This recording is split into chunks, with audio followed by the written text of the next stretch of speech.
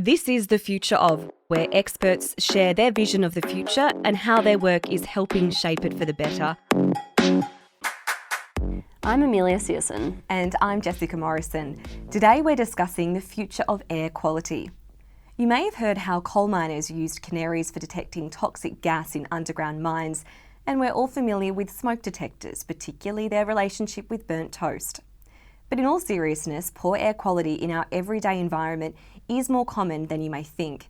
From hazardous chemicals and household cleaners to sulphur emissions from nearby industry, exposure to such toxins can impact our health. Today we're exploring how cutting-edge research in electrochemistry could drive innovation in this area, detect hazardous gases sooner, and reduce our risk of exposure. With us today is Associate Professor Debbie Sylvester-Dean, a researcher in Curtin's School of Molecular and Life Sciences. Thank you for coming in today, Debbie. Thanks for having me. Now, just to get started, what is air quality? Air quality is a measure of how clean or polluted the air is. So we probably learned in high school that the air is made up of gas. And most of this gas is nitrogen. There's about 21% of oxygen, which we need for breathing. And the other roughly 1% of gases include things like carbon dioxide, ozone, and some other more hazardous gases. And when we breathe in polluted air, these gases or particles can enter deep into our lungs and they can make us quite sick. This could happen over a long period of time if we're exposed to really polluted environments, and this can lead to chronic health conditions. So it's really important for us to have good air quality.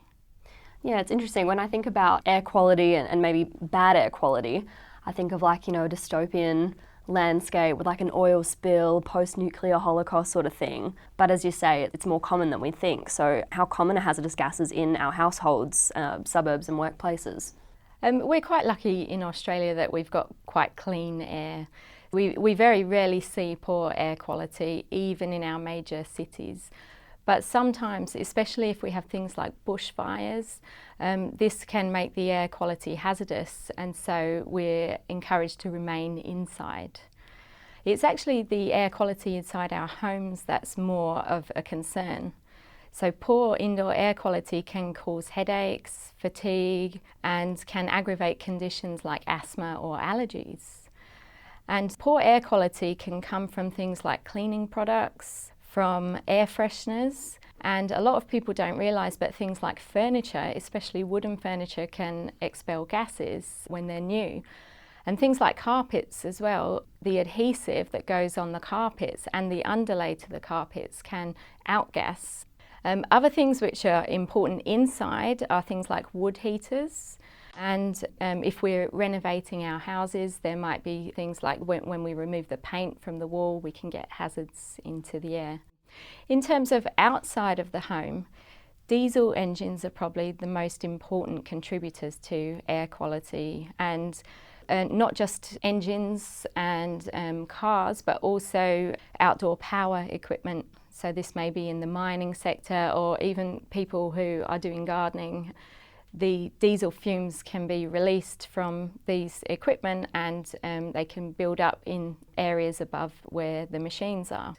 We should always be wary of all fumes that we can smell, and if you smell a fume, you should think to get some ventilation going. There's more chances of exposure to hazardous gases in our workplaces, especially if we work in confined spaces without good ventilation. And this could be industries such as painting, fumigation, fuel filling stations, even the refrigeration industries, and particularly the mining industry, which is obviously important in Western Australia. So we're actually at risk of lots of toxic gases more than we realise. I just bought an aroma diffuser, and I've definitely noticed when I have it on in my room I get headaches, so maybe I'll turn it off. Yeah, so those sort of things, if you're going to use them for a short time, that's fine, but then ventilate the room, make sure you open the window. If you're breathing it in overnight, then that's 12 hours of exposure.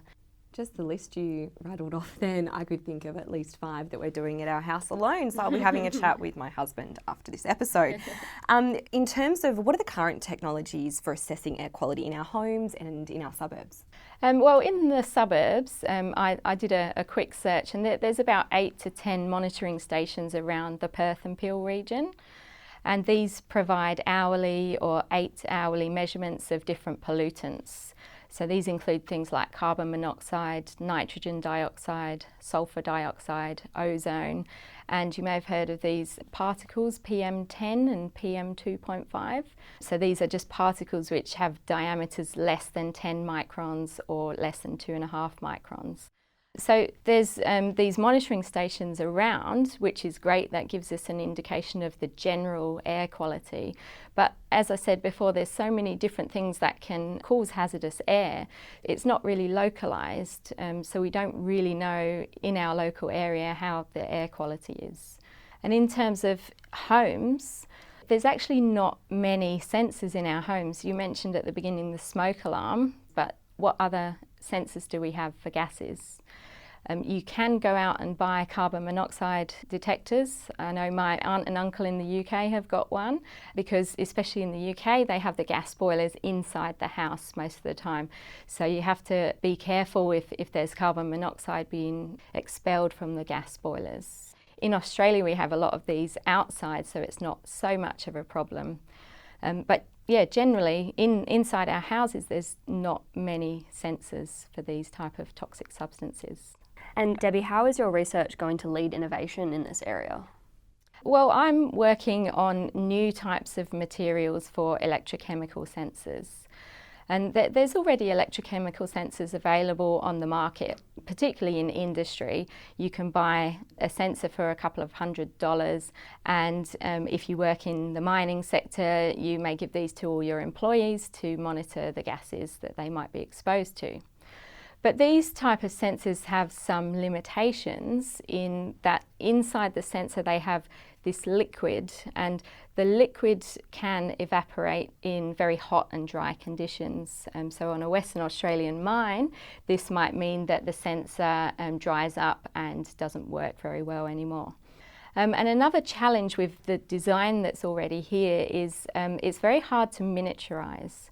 So we need to miniaturize, especially because the materials that we use for the electrodes in these sensors are made of platinum, so very expensive, scarce materials. And so we don't want to have to use a lot of them. So my research is focused on trying to miniaturize these sensors, make us use much less amounts of these expensive materials, but also try to overcome this liquid problem. So I'm working with these new type of materials called room temperature ionic liquids. They're like salts, so they're like a table salt. So sodium chloride is the table salt you'll put on your chips. We're working with a liquid version of these salts. So the chemistry is changed so that they are liquid at room temperature. And these liquid salts are much better than normal solvents because they don't evaporate. So we can use really tiny quantities of them and we don't have to worry about the sensor drying up. Another innovation we are working on at the moment is to try to make these really robust. So if we have these tiny devices with a small drop of a liquid, this is a problem if the liquid rolls off the sensor. So we're trying to make it more like a solid state type of electrode, and we can do this by mixing these ionic liquids with polymers. And if we do this, we can create these gelled type materials, and we can change the chemistry inside the gel to selectively absorb certain gases so that we can detect them. Also, when you talk about miniaturizing it, these will be able to be used more widely because they're not so cumbersome from what you're talking about with the current devices on the market? Yeah, exactly. So the technology for miniaturized devices is actually already available. If you know anybody that's got diabetes, they have a disposable strip sensor that they use to monitor the glucose concentration. So the technology that's used in the glucose monitoring sensors is very similar to what I'm using for the gases. But with the glucose sensor, there's an enzyme that's used in the materials that's really specific towards the glucose. So it's a very, very good sensor. The challenge with the gases is it's very hard to get something that's selective because these gases are really small molecules. So we really need to design the chemistry and understand the chemistry to make these sensors be widely available for people to use. And I think that we can eventually end up putting these sensors into our mobile phones and using the batteries inside our phones to drive the sensing reaction. But we still need to work more on the chemistry of the materials first for air quality monitoring. What other applications does this work have, Debbie? So my work in general, I'm mostly focused on sensing. In addition to gas sensing, we're also looking at explosives detection. This could be for forensic applications where we're swabbing clothing of suspects and detecting explosive residues. It could also be for groundwater monitoring. So if there's contamination in groundwater, we could detect explosive residues there around mine sites. And we're also looking at things which are contaminants in water, such as parabens that come from sun creams, and these can build up in water and can affect all of the marine life around. So our sensors have lots of different applications, and in addition to sensing, we can also use the fundamental knowledge from our sensor work, and this can go into other devices such as batteries, capacitors and fuel cells. Ionic liquids are already being used in these type of applications, and especially for oxygen sensing, the oxygen reduction reaction is really important in metal air batteries and also for fuel cells. So what we're understanding in our gas sensing work is really helping to go towards fundamental understanding in other areas of electrochemistry. That's incredible, because obviously humans aren't the only beings that, you know, have to consume oxygen, as you say, marine life and the environment in general. And you touched on it before, Debbie, about mobile phones being portable pollution sensors and smartwatches even. Could you tell us a bit more about that? Yeah, so I said before that I think it's going to be possible in the future for us to have these strip type devices that we can plug directly into our phones and maybe the smartwatches as well. There'll probably have to be a separate device to our actual phone because you have to have the chemistry and the materials of the electrodes in there. But I can see that if people can work together, the engineers, the chemists and the physicists, to get the right materials to go in this type of sensor, then I think it should be able to be available cheaply and worldwide to monitor air quality. And as I mentioned at the beginning, we're quite lucky in Australia that at least outside we have good air quality, but this could be really useful in countries like China, India, Thailand, where the air quality can be quite poor. So people would have the ability themselves to know whether the air is good enough for them to go out for a run.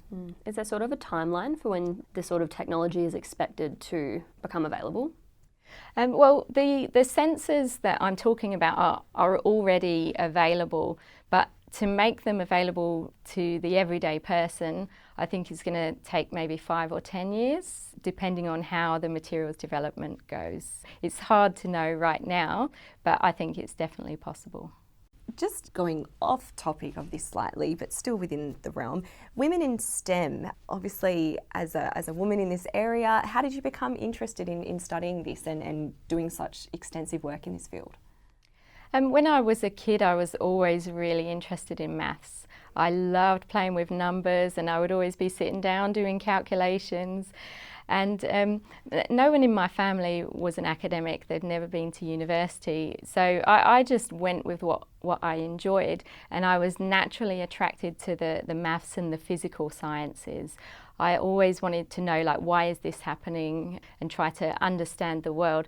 So when I did my A-levels in the UK, I did maths, chemistry and physics. Always thinking that, oh, I loved maths, I was the best at maths, and I would go on to do a maths degree and then maybe become an accountant. But I did some work experience in an accountancy firm during my A-levels, and I sat and I looked at everyone and I thought, oh, I don't know, it's kind of a bit boring. You have to sit in front of the computer and just type in numbers all day. And there was part of me thinking, I want to do something that's more hands-on. So I had a really good chemistry teacher in my A-levels who encouraged me to do chemistry because I could do this hands-on thing which I craved, but also use my math skills to solve problems. So chemistry for me was the perfect fit for what I wanted to do. And then I just continued, and that's where I am now. How important is it for more females to get into STEM? I mean, it's a commonly talked about issue. Yeah, I mean, in chemistry and especially in physics and engineering, there's very few females in senior positions compared to males. So it is really, really important to encourage people to start to fill those higher positions as well, because women make up half of the population. So if we exclude them from the science and technology development of the future, then we're excluding half of the ideas and half of the voices. And diversity is the key to progress in the future. So we really do need to encourage girls and women into science and engineering careers in order to make the leaps forward that we need for the future. Summed up perfectly. That's all we have time for today. Thank you so much for joining us, Debbie. Where can people connect with you? You can connect with me on LinkedIn, Debbie Sylvester, and also on Twitter. My handle is @DebbieSylvester. I also have a WordPress page which has got all details of my research on, and you can find that at debbiesylvester.wordpress.com. And finally, you can also send me an email. I'd be happy to take any questions. And Debbie, are there any ways that people can get involved in your research? Maybe like undergraduate chemistry students? So yeah, we're always looking for undergraduate students coming through and getting some experience with the research. You can also do it in high school. We've had a few Year 12 students come and they do a couple of hours of work experience with different academic researchers in our department.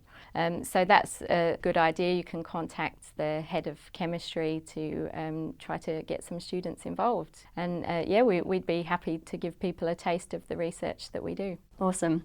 Thank you again, Debbie, for coming in and sharing your knowledge on this topic. We've had a great time listening. Thanks for having me.